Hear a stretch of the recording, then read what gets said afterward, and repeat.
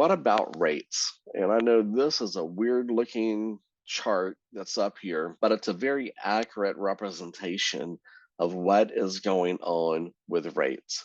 They are literally up and down all the time. And this covers a few different months from last year, but it's still a very accurate representation of what's going on with rates right now. So I'm going to start with this.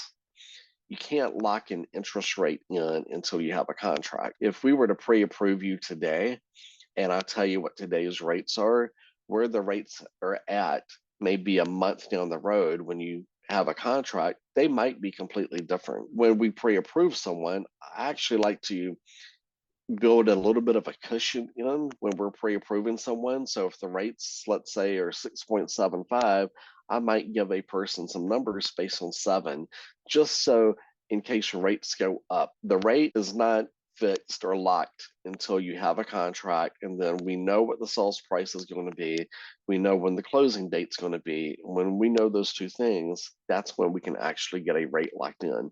But until that point, rates are very, very volatile.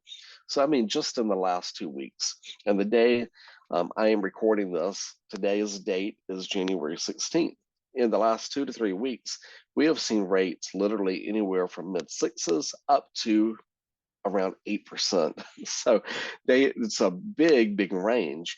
But depending on what is going on in the market, depending on what the Fed may say. Sometimes not even anything the Fed may do.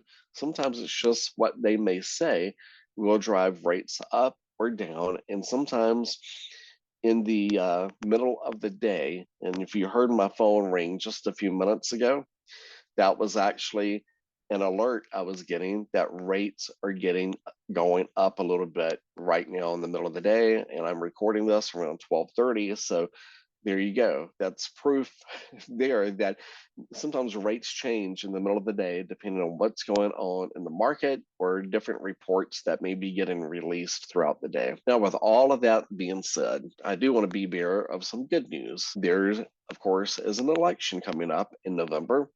I've done this for 27 years. I can honestly tell you, I've never seen an election where the rates didn't somehow kind of improve about a month or two before the election. Doesn't really matter who's running. Everything kind of sometimes gets magically better before the election. So I would expect to see rates drop over the course of the year.